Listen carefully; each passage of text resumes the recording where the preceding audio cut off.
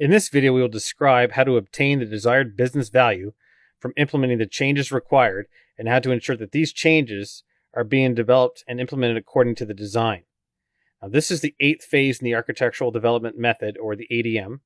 Now, this method is the core of TOGAF, which is the Open Group's architectural framework, and represents a best practice for developing enterprise architectures.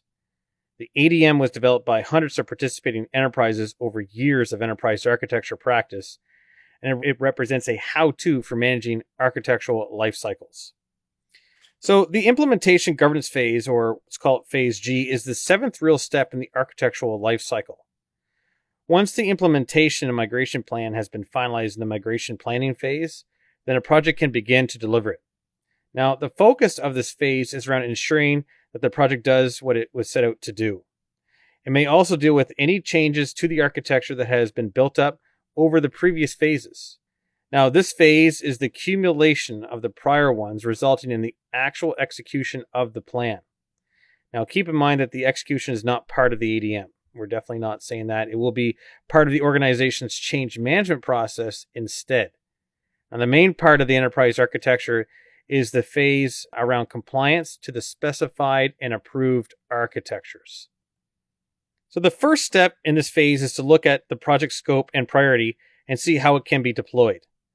Part of this will be to ensure that the team doing the work apply themselves according to the enterprise architecture priorities. Another part is to look at the deployment and any issues and make recommendations. Now, looking at a gap analysis on the existing framework will help to ensure or create new building blocks which can be used in existing or future projects and or architectures. Now, often some education on the architecture will need to take place. After the resources and skill sets have been identified, then enterprise architecture can communicate the expected deliverables and recommend ways to close any skill gaps. At this point in the project, the solution architect, or architects, or maybe more than one, will start designing the solution. Now, while the enterprise architects will remain in order to provide recommendations and guidance, their work is pretty much largely done at this point.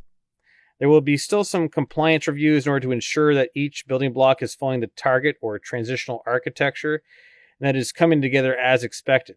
And this can continue to provide similar guidance to operational groups in order to ensure that the business units are using and maintaining the target architectures as expected. As with any project, doing a post-implementation review with an eye to process improvement should be completed and documented.